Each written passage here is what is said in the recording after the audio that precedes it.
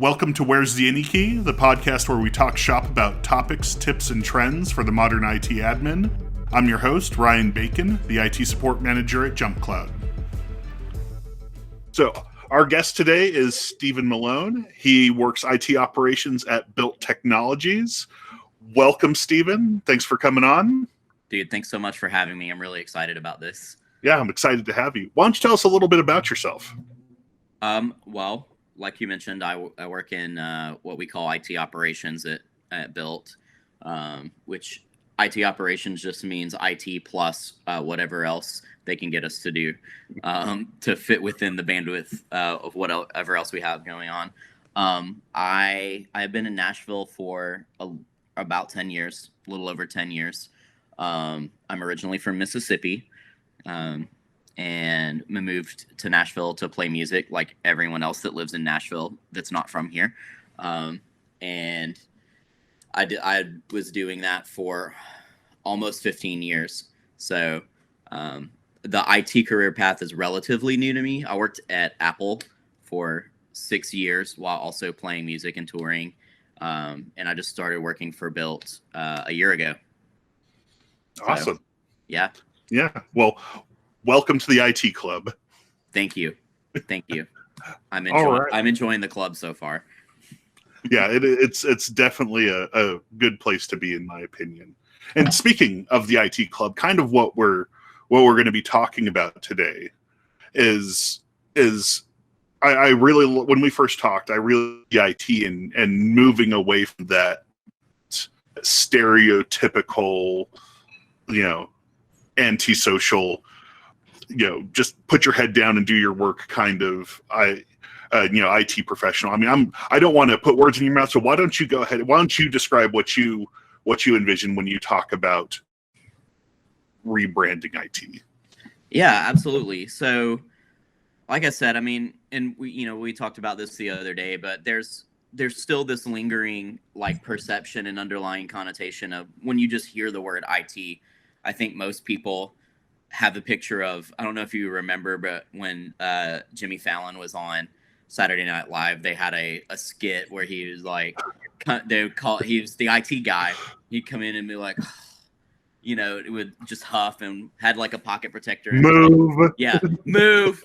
And just come in and fix it, super condescending, no interpersonal skills, no empathy, that kind of thing. And I'm like many stereotypes, they exist for a reason, and somebody put forth those stereotypes. But one of my missions, especially since I while I worked at Apple and now that I've transitioned to Build, is we talked about rebranding IT and helping people not only keep their technology and their tools up and running and working properly, but also empowering people to use their tools most efficiently, and how they can use them to improve their personal lives as well. It's something that I'm super passionate about, educating people. Something I didn't mention is I used to be a teacher. So prior to starting to play music professionally, I taught band in public school for a couple of years, so I have a passion for teaching people, and so that's something that I've done at Built as well. Is partnered with the training team and done a lot with helping people learn how to better use their technology, and how to level up, as it were, get some XP and level up. So that's something that I've really been passionate about. And also just having a really, for lack of a better term, a customer service, sort of approach to the way that we deal with our team. And I have found that seems to be not the case at a lot of places. I get positive feedback from team members across the organization all the time about how, I've never been at a company where the IT guy was super cool and you could just come and sit in his office and talk with him about music or Star Wars or whatever. So I really like that, and it makes people more comfortable coming to you with problems, or if God forbid if they've broken something or screwed something up, they feel more comfortable coming to you with that, and they feel empowered to also learn how to fix things. So yeah, that's my mission. Yeah, you mentioned something in there that I think is a good gauge to like how well the relationship between IT and their customers are, their coworkers, their end users. Yeah. And that's, personal growth, helping them in their personal life. I feel that it's when somebody comes to me and be like, can I ask you a non-work related question, or can I ask you about something for my personal setup? Yeah. I take that as like an immense step of trust. Yeah. And I will never tell someone, I don't have time for this, or, go look it up or something. Like I will make it, I'll make the effort to engage with them on that, because it's just, first off, the big thing is that it just shows them that you view them as just a person. Right. They're more than just, Mhm. that end user, that PEBCAC error waiting to happen, that Right. sort of thing. And I really enjoy the conversations that stem from helping people with, talking about, should, their home network set up, or what gaming laptop should I get, stuff like that. Yeah. Well, and two, just from a personal standpoint, you you get to know things about people that you wouldn't have known, and you also, like, you gain insight to people, and you learn how they work. And I mean, when I was a teacher, one of the things that was really important to me was getting to know students, and understanding like how they function and how they learn best. And I found that approach translates super well into information technology, because everyone learns differently, everyone learns at a different rate, and people apply things differently. So taking the time to get to know people personally and being approachable, and having somewhat of a personal relationship with them also improves your ability to do your job well, because you know how to communicate things to them. And something that I'm super passionate about, and my coworker Dylan and I are both very passionate about, is not just helping people fix things and keep things up and running, but helping them understand what happened and how to resolve it in the future. And not so that they don't have to come to us with it, but that they feel empowered. And that's Right. that's a term that I use a lot, is empowering, because while I always want people to have the level of comfort with me and with our department to come to us with any problem, I also want them to feel confident and empowered to take a stab at it first. And I found that people really appreciate that. And once you empower them with that knowledge, they also want to go share it with other people. Exactly. It's the complete opposite of condescension. It's Absolutely. Yeah. You're telling them, hey, you can do this. This is this is not some obscure arcane thing that only those of us in IT have the power to fix. I mean, it's just common know-how. So yeah, I completely agree with that. Yeah, I don't, I've never in my whole life wanted to be like a gatekeeper of knowledge. I've found that, I mean, that's a great way of isolating yourself. But I don't know. And, from a leadership standpoint too, if you want to be taken seriously as a leader and seen as a leader, like you don't gatekeep, because that's not a way of earning people's trust. But when you have a team of people, and you're constantly giving them knowledge, you're not taking power away from yourself per se by giving other people power. You're earning trust and earning respect and things like that, and that just, it makes them for a much more comfortable environment.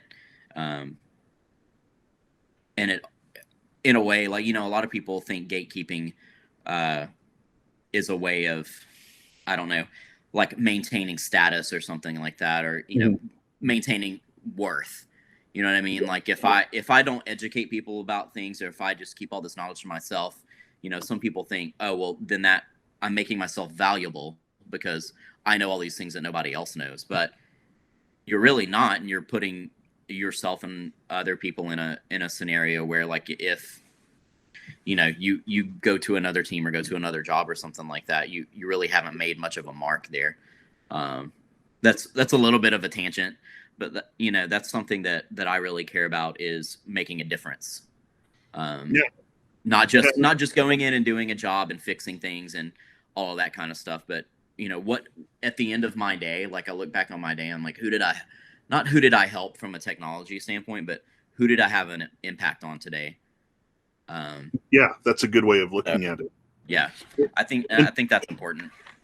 Yeah, and I think that I'm glad you brought that side of stuff up, because I think that an important part of rebranding IT is these different elements that we're talking about, looking at what the root cause, like why did these behaviors start. So like you were saying, right, the gatekeeping and maintaining status and all that sort of stuff, leading to the hoarding of knowledge. Yeah. And I think there's another aspect of it too that's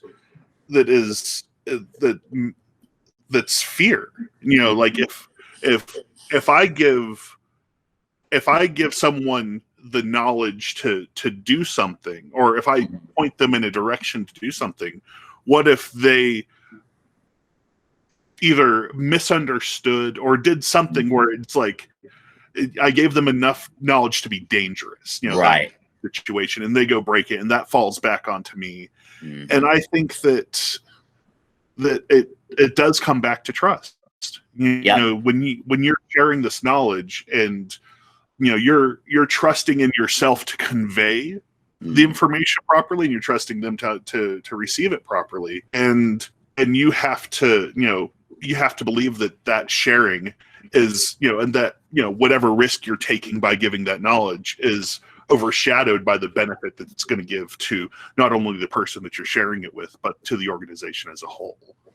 Yeah, that's always been funny to me, because in all of my past lives, I've encountered people who, like you just said, they feel like they're risking something by letting people in on certain things, or giving people a certain amount of knowledge. They fear that they'll be unnecessary or something like that. But it's like, I don't know. I just never have enjoyed that approach. And I think for some people, it's there, like you mentioned, there's a fear of risk of maybe like not being as important, or letting people know enough to be dangerous, that kind of stuff. But I think there's also some need to feel important, or need to feel like special with some people too. This is kind of like related, but when I was young, like 14, 15, I really got into like punk rock, like underground punk rock, and I had a lot of friends that were this term that people used to throw around all the time, called poser.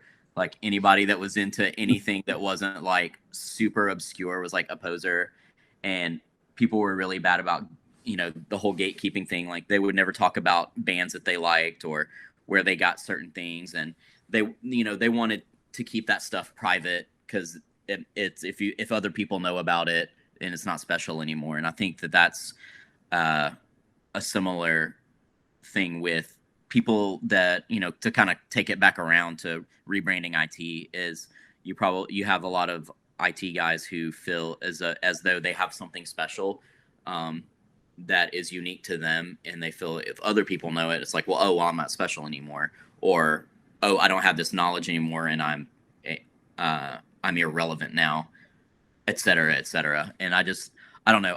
Maybe there's truth to that, but I just have never felt that way.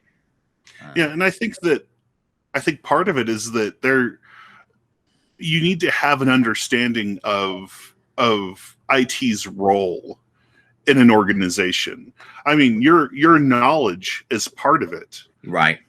But knowledge without experience is so much weaker. And also, I think we kind of mentioned this about like how IT draws a certain type of person. Yeah. Like when we first talked, and that mindset, that looking to solve problems, that create, thinking outside of the box, all that sort of stuff, that this type of thinking is drawn to the IT field. Mm-hmm. That is probably the most valuable thing that an IT pro brings to the table. It's not just what you know, it's how you think. Yeah. Mm-hmm. Yeah. And you can't really give that away. You don't lose that. Yeah. Well, yeah, and there's a certain level of creativity involved with that level of like problem solving and looking at a cluster of issues and being able to compartmentalize it and then take all these different things and piece together a solution. Yeah, I mean, I think that a lot of people in the IT field don't see themselves as like contributors to the business because they're not bringing in revenue. You know what I mean? But yeah, part of an organization, not even an organization, but a team ability to be successful is the ability to get rid of as many hurdles and roadblocks as possible.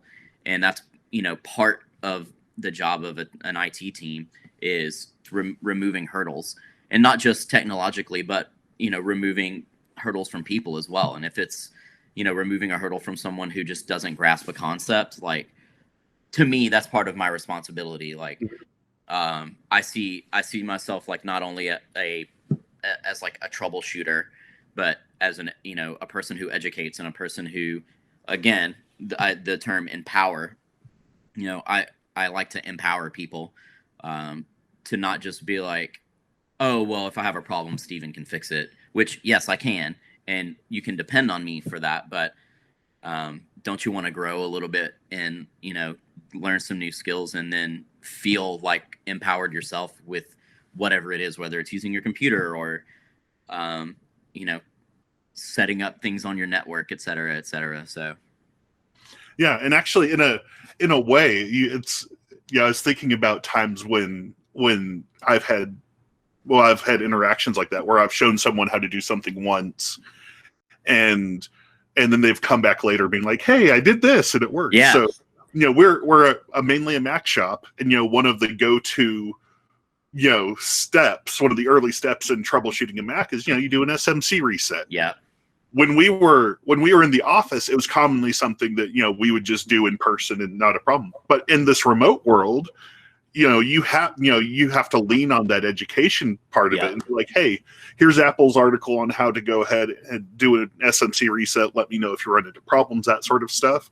And I had one person who we went through that process with, and they pinged me on Slack later, and they were like, hey, I ran into the this issue, like sound or something was weird, and like I did an SMC reset and it fixed it. Yeah. And it was like, so they were so proud of themselves, justifiably so. Mm-hmm. And then those moments where you get to celebrate that growth and that accomplishment on their end it's just amazing. It's a great feeling.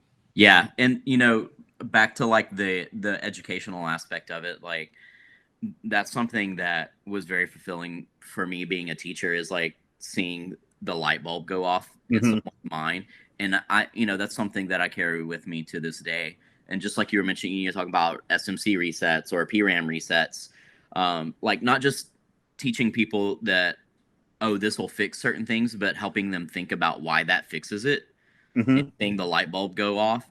And then when you teach somebody that, and then they reach out to you and they're like, oh, I just wanted to let you know my computer wasn't sending out a video signal to my monitor, so I did an SMC reset and it fixed it. And I thought about what you told me about how that works, and I thought, oh, well, maybe that'll fix it. You know what I mean? Like, not just teaching people, the things to do, but like why that thing does the other thing, and seeing that light bulb go off. That's a fulfilling aspect of it for me. Yeah, it really is. I definitely get that. And actually, speaking of, I'm gonna pivot a little bit on here. Speaking of, that's okay. So in the remote world, if you're not in an office, you're kind of separated from everybody else, and you're isolated. and humans being social creatures, any chance you get to have a connection, to spend some time with another person, to talk about, to have a discussion, whether it's work related or whether it's, just talking about music or hobbies, something like that. It helps to either build, a community, a culture, or maintain a culture that was already established pre-remote world that was established in the office. And I think that's not necessarily an IT specific thing, but it's something that everybody needs to consider when interacting with your remote coworkers. Yeah. Well, I think one thing that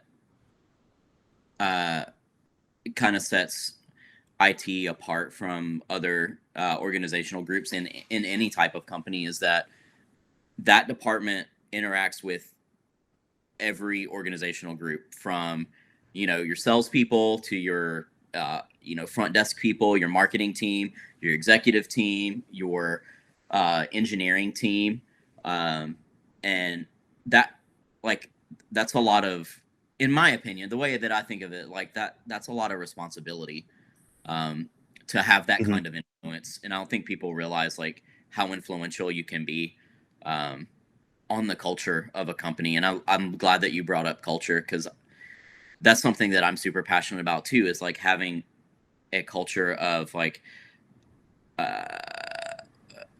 interpersonal connectivity, and a culture of open dialogue, and a culture of feedback and things like that. It's something that an IT department can have a huge impact on, because you are talking to everyone all the time, and another, one thing, I don't know, how it is with you guys, but I know for us, we, because of the nature of the business and the nature of what we do, a lot of times we learn about things that are going to happen, and, new information before other people do. And there's a lot of trust to be earned, and a lot of respect to be earned and to be had there. So yeah, I think there's so much responsibility, and it goes outside of, just being a sysadmin and sitting and writing in Bash all day long and writing a bunch of automation. That's super important, but at the end of the day, the only person that really is going to appreciate that is you. Whereas, if you like we've talked about, if you've had a good conversation about something with someone, and you talked about your favorite album, or you talk about movies or books or something like that, and you make that human connection, you're having so much more of an impact, long term and culturally, than just sitting at your computer, just hacking away all day. So, and for me, on a personal level, that's important to me, because otherwise, why am I doing what I'm doing? If I'm just going into work just to check off a list that I accomplished a task, I don't know. For me, that's not very fulfilling. I like knowing that I actually accomplished something that I guess matters. Not that the technical stuff doesn't matter, because it does, but I guess it's less far-reaching. Yeah, exactly. And I there's two things that I'd like to do. The first thing is I would to go alongside with what you're just saying. When we're hiring people and we're having these discussions about what we're looking for in a candidate, we're you can teach technical skills. Yeah, it's a lot more difficult to teach personality. Oh man. And soft skills and that sort of thing are a lot more difficult to teach, and that becomes the primary is the primary question becomes, is this a person that I want to interact with on a daily basis? And that's also important. So there's that. And then the other part that I want to bring up before we go too far off of what we're saying, that with the whole conversation, talking about non-work related stuff and, building rapport with people, you may get some managers or even some IT people who are Well, if I'm just sitting there chatting with people all day about random stuff, isn't that going to be a loss of productivity on my end or a loss of productivity on their end, that sort of thing? I'm going to rebut that with saying that having that rapport and establishing that trust in those relationships will actually serve you better in the long run, because on their end, they're going to come to you sooner. They're not going to sit there and fight with problems and waste time and lose productivity in the long run. They'll come to you earlier with problems. And also on your side of things, you will find out about about things before they become like a bigger issue. Yeah. So you have earlier access to, an earlier look into to potential issues and can solve them when they're easy to solve. Yeah. And before they blow up in your face and, bring down the entire company's infrastructure, stuff like that. Yeah. Well, man, that's such a great point. And like when you're talking about, I don't want to go too far off on a tangent on this because I could, but when you're talking about people who are like focused on lack of productivity, like, I mean, I just have to call BS on that. And luckily, like I haven't experienced any of that at Built. Like the culture there is so good and healthy, but like I've experienced it before in previous career paths, and I just don't agree with that. Like that whole approach of like you need to be constantly working on this like certain set of things for 8 hours straight and then go home and come back and do it again. Like we're paying you to work kind of thing. Like I understand the concept behind that, but I just don't like that's not contributing to the development of a healthy culture. And I mean, there's so much like evidence and research out there that just investing in people, yes, on one side, like financially, but realistically, like investing in people personally, contributes so much more to productivity, because when people feel comfortable and they feel valued and they feel trusted and they have trust of you, I mean, productivity goes through the roof because they feel more invested in their job, in the company and what they're doing. That if you take someone who works, for a company that really invests in their people and makes the type of culture they have a high priority, like you're going to get so much more value, out of those people, or more productivity out of those people in less amount of time, because they're happy and they're getting stuff done. Where if you go to a company, and I have experienced it firsthand, where the only value that a person has is what they call human capital, which is one of the most egregious terms that I've ever heard in my life. But like you go to companies where that's the only value that people have is their human capital. Those people are getting enough done to keep their job. You know what I mean? They're going to work. They're getting enough done. They're doing enough to get their job done, and then they're going home. They don't care about being productive because they don't feel they're not invested in their job. They don't feel invested in. They have no, desire to do more than they have to do.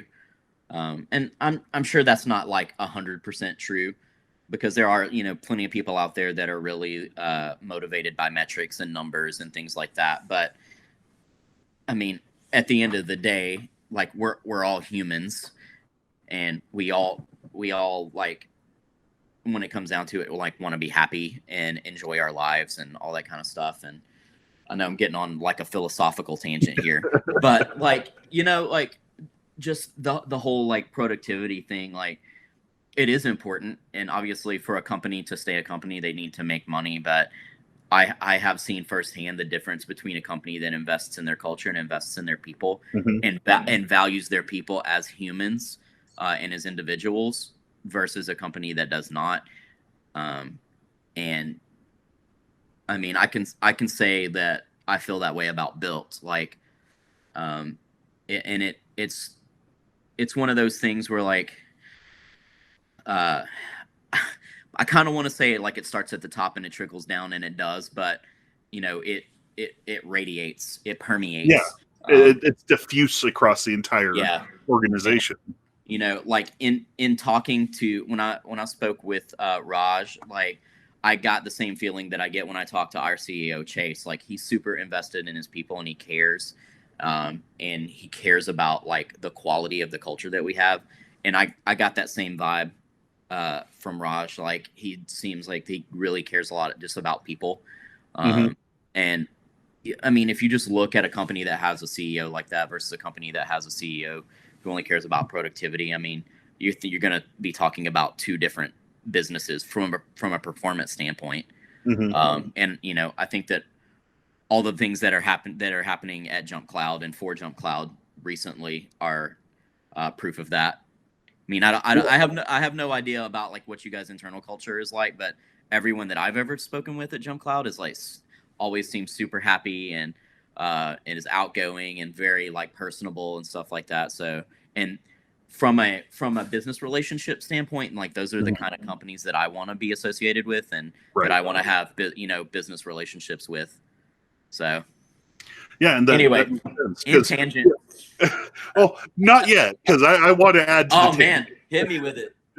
so along those lines, I think back to 2020 has been a horrendous year. It's just been difficult across the board. I mean, and yeah, goes without saying. And going, transitioning to remote, and adjusting and everything like that, until you find your groove, it can be really stressful. It can, I'm someone where I have, as I put it, I have workaholic tendencies. Yeah. So when that like clear dividing line between what's home and what's work kind of goes away, like, it was common for me to, work 12+ hour days because, it's there, it's just I could just like step right over here. No, while this is fresh on my mind, I should get this done. Yeah. That sort of thing. And which, it wears you down. It's super stressful. But when you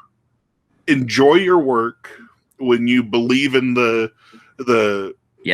organization, when you love your job. I love my job, and that helped me through that period, and I feel really kept me from burning out, and also having other people there that were looking out for me. That's like, hey, take a day off. That sort of thing. It really helps, and it's I've still learning little tips and tricks to help things, but I'm much better off now. And it took the culture at Jump Cloud and the people here helping me get to that point. Yeah. And so I try to help other people whenever I can as well, because I know that we had some people who were. Here's an example. So we have we have a policy in place where your screen locks after 5 minutes of inactivity. Which if you're reading something, your screen can lock if you're just in there reading there, right? Or whatever. And we had several people who were new, who came on after we went remote, right? And they were like, can we do something about the screen lock, because like I don't want people seeing that I'm inactive. And it's like it's like and you I tell them like we're all in the same boat.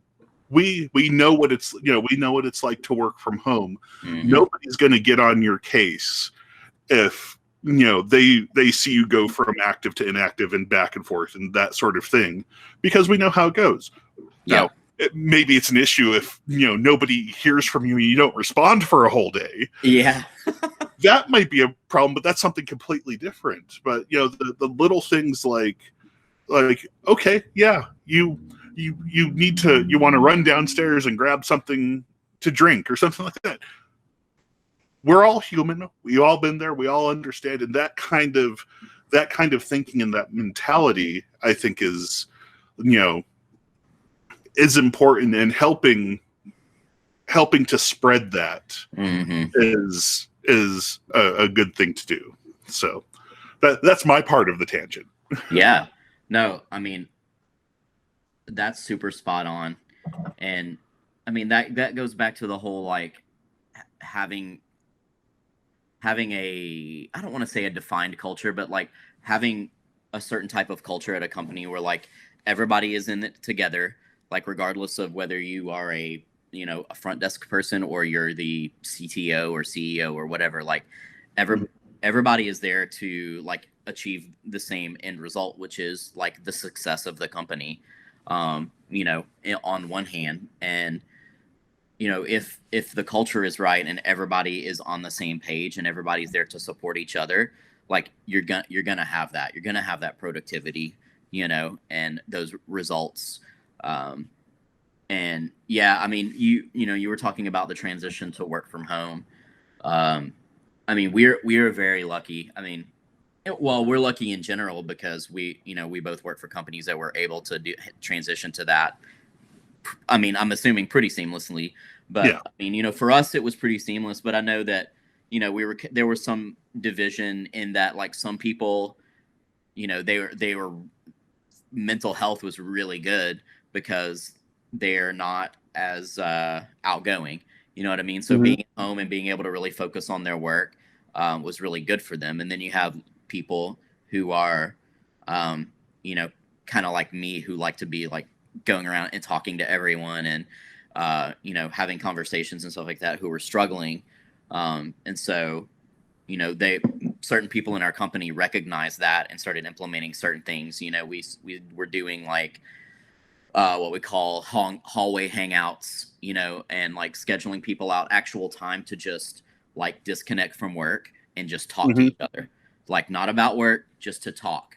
Because like especially you guys are like from an employee standpoint have a lot bigger team than we do, but we have a good amount of people who have never interacted before and don't know who each other are.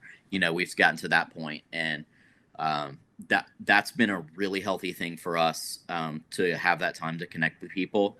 And again, like on the interpersonal thing and the like having conversations thing, I've talked to some people that I normally probably wouldn't have had like a extended personal conversation with. And you get to learn so much about people, and they get to learn about you. And it adds to the culture. It adds to the like, and it makes people human too. Sometimes when I'm like you, like sometimes I'm like, okay, it's on my mind, I'm gonna get this done, and then like 10 hours later, I'm still like doing stuff. And in some ways, I'll feel like very accomplished when I get something done. But then there's the part of me that like is lacking because I didn't have any human interaction that day. Right. So yeah, and along with that, you brought up kind of the water cooler hangouts. Here at Jump Cloud, we use a Slack app that's called Donut, and what it is you attach it to a channel, and people join that channel, and you set a period of time, so like every 3 Mondays or every once a month or whatever. What it'll do is it'll pair people up. Oh, that's cool. Channel and be like, hey, go have schedule a time to go chat about stuff, chat about whatever you want. Doesn't have to be work related, anything like that. And I think having something like that in play is a game changer. Yeah. Because, once a company gets past a certain size, there's a term for it. But I don't remember. Anyway, once somebody gets past a certain size, and I want to say it's about 150 people, you can't maintain that many personal relationships. Yeah. So it's when when an organization gets larger than 150 people, you get to the point where you no longer, it's like, okay, everybody knows everybody. So you actually have to put effort in to keep everybody connected, and understanding at least what other teams do and everything like that. So I think that's an important part. And circling back to IT on that in particular, where if if IT's doing their job, you don't hear from IT. That's the thing with that. If they're doing their job well, you're right. They can be a very low visibility thing or low visibility company. And I think it's one of the responsibilities of a good IT team is to make yourself visible. To go reach out, talk to people. If everything's going well, if everything's going well, maybe you could put out a presentation. Do one of the things that I like that Jump Cloud does is we regularly at our all company meetings, we'll have a department or a team be like, hey, this is what we've been working on. This is, that sort of thing. And, having that visibility and, have the IT team go do that. Be like, hey, everything's going good. This is what we did to get to this point. Or, these are some projects that we're, that we have on the docket that we're really excited about, that sort of thing. Let people know what you're doing. Because as you mentioned before, IT is a cost center, and, unless you're, a managed service provider and IT is your product, IT is a cost center. We're not revenue generating. We are just, we're just a bottomless pit that money gets dumped into. Yeah. And so, if you go and show what you're doing, showing how you benefit the company, you're gonna have a lot less of those a lot fewer of those conversations of why do we even have an IT team? Yeah, man, what you said about how like a lot of people think if IT is doing their job, you never hear from them. It's so funny because like I have heard that from so many, like not people at Built, but previously, have heard that comments like that before. It's like your IT team is doing their job if you never hear from them. But it's like that's like counterproductive. And I feel that's the opposite of like when we are being very productive, like we're being communicative about what we're doing. And obviously just like every, organization and every organizational like unit, there's a lot of stuff that goes on behind the scenes that no one will ever know about, or even maybe really doesn't need to know about. But, we really do try to like make an effort to be, public facing and communicate, whether it's on Slack or through email, around the office. Like when we prior to quarantine, we would every day, Dylan and I would get up and go like walk around the office and check in with every department and check in with different people, just like under the guise of making sure everything is going okay. But I don't know if under the guise is like the right term. It wasn't nefarious by any means, but like we're both social people, but also we wanted to make our presence known. Like, hey, we're just checking in with you. How's it going? Kind of like having little water cooler chats around the office every day. And that, again, back to what we were talking about earlier, like that gives visibility to you, like from a human standpoint, but also earns you some trust points with your team, and they know who you are and you're familiar, and they can come to you with various things, and they're not scared to, it like, I've had a couple of people who like, oh, I spilled coffee on my computer, and, they came to me and they're like, hey, so this happened. And I'm like, all right, sweet. Well, I'll get you a new computer. And they're like, oh, okay, I thought you were going to be mad. I'm like, why? That's fine. Yeah. Shit happens.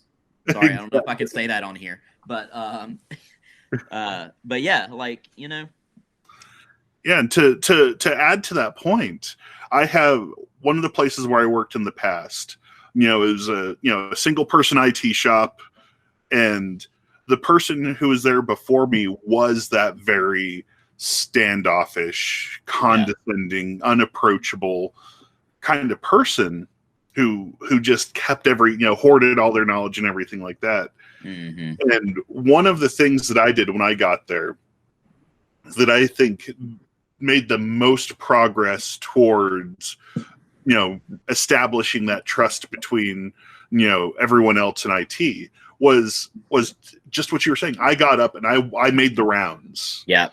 And I talked to people, and it took a while, but because at first I'd get in a ticket being like, this printer hasn't been working properly for 2 months. It's like, so it's like, you could tell me right away when this stuff happens. And, Yeah. And I would go, there are two parts of it. Part of it was making it known that, I was there and I was available, getting to know the people. Mm-hmm. And another part was being flexible with my priorities. So if they'd be like, hey, the printer broke, and like I was, working on some sort of automation script or something like that. It's not something that was like, a P1 top end problem, but I was technically busy. Right. I could take a break from the script and go fix a printer. Yeah. I could shift my priorities, and that lets them know that their problems mean something to me. Mm-hmm. There were times, and what that helps with is, the times when you really are doing something that you can't stop. So if you're trying to bring back up a server that's down or something like that, when those things happen, if you've established that you will help them as soon as you possibly can, in normal situations, when you're like, hey, I'm working on a critical problem right now, I'll get to you as soon as I'm done. Then they're like, oh, they don't feel like you're just blowing them off. Yeah.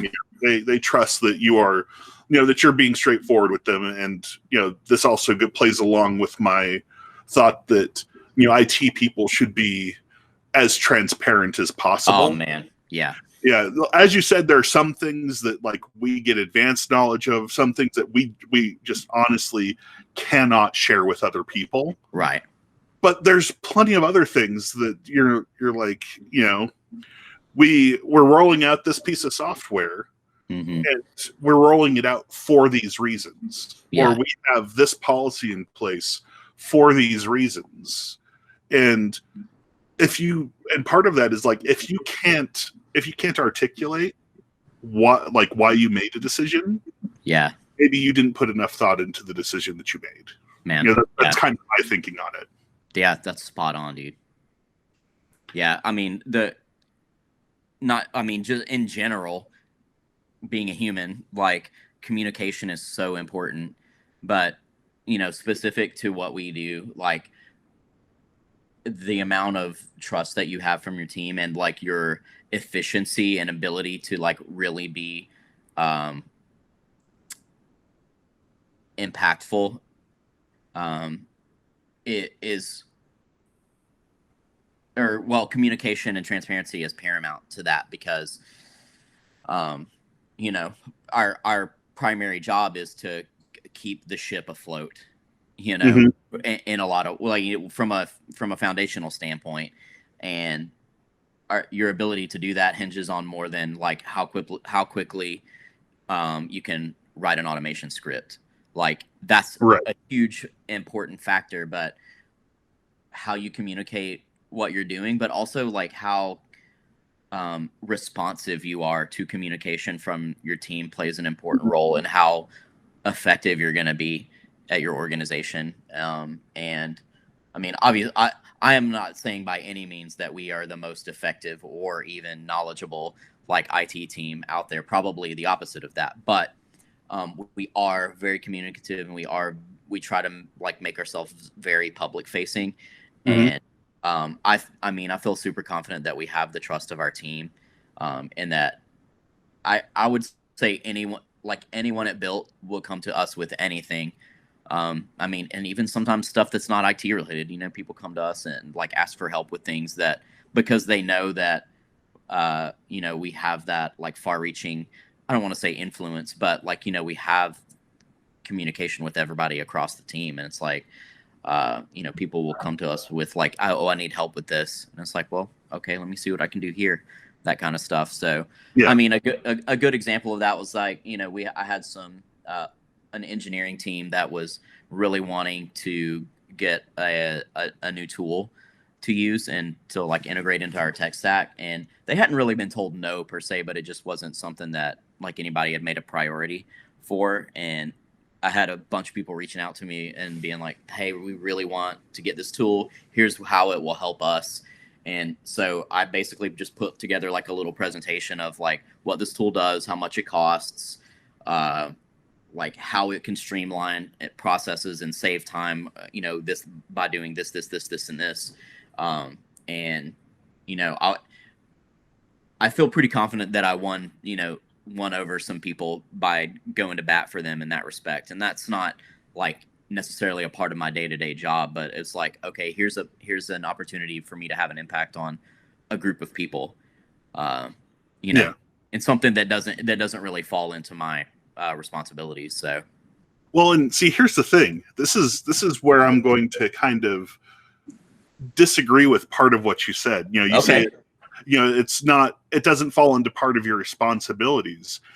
I feel that one of the responsibilities that IT should have is understanding how different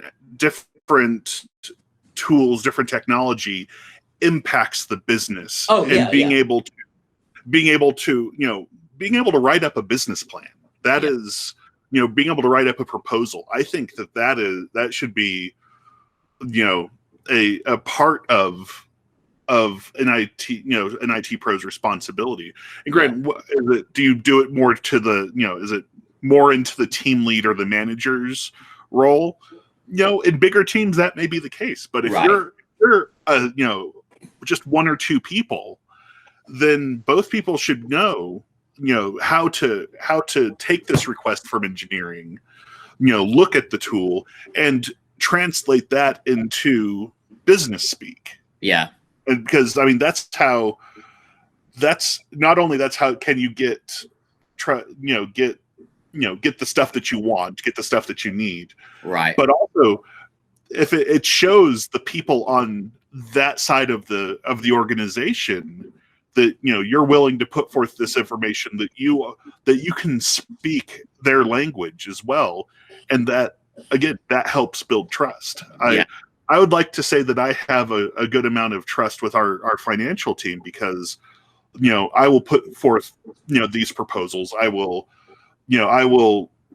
try to put a lot of thought into a request before I make it. Yeah. And that is, that goes a long way. I try my best not to just make frivolous purchase requests. Yeah. Yeah, dude, it's funny that you say that because we both feel like, and not that we feel, but we are in a lot of ways like an extension of our finance department. Mm-hmm. And we have a great relationship with them, and we work side by side with them constantly in helping make those decisions. So you're spot on with that. And it's like you said, because we should and we do have an understanding of like what every component, well, when I say component, I mean like within our tech stack, like what everything does and how it functions and how it operates within that system. Like we can help them make decisions about stuff like that. And we do all the time. I mean, Dylan and I both are like big contributors in our like technology review, what we call our technology review board, which is part of our procurement process. And that's something that we take a lot of responsibility in, is like not only like assessing and helping make decisions about like what will work well, but also like from a financial standpoint, like what direction we need to go, what compare, et cetera, et cetera. So yeah, totally agree. Yeah. And yeah, to kind of take a step back and look at the bigger picture of it, when talking about rebranding IT, with the understanding that IT's purpose is in an organization is to both keep the organization afloat, and also to improve the processes of the organization. Yeah. Because really when you look at anything we do, we are helping build the foundation of how the organization works, and also we are helping things to move smoother, to smoother. So that's really it's kind of vague and kind of a higher level thing, or maybe I would say maybe really simplified. Yeah. But really that's what we're about. So what can you do to help achieve those goals? Yeah. From as many angles as possible. Yeah. And I think that's how people should be, my opinion is that's how people should be approaching IT. Yeah.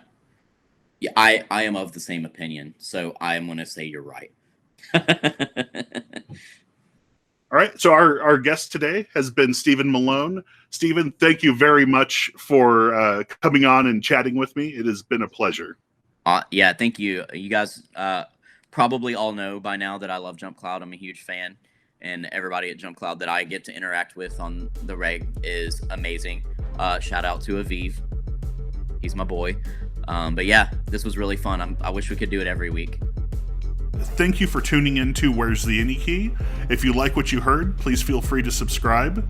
Again, my name is Ryan Bacon. I lead IT at Jump Cloud, where the team here is building a cloud-based directory platform that provides frictionless, secure access to virtually any IT resource from trusted devices anywhere. You can learn more and even set up a free account at jumpcloud.com.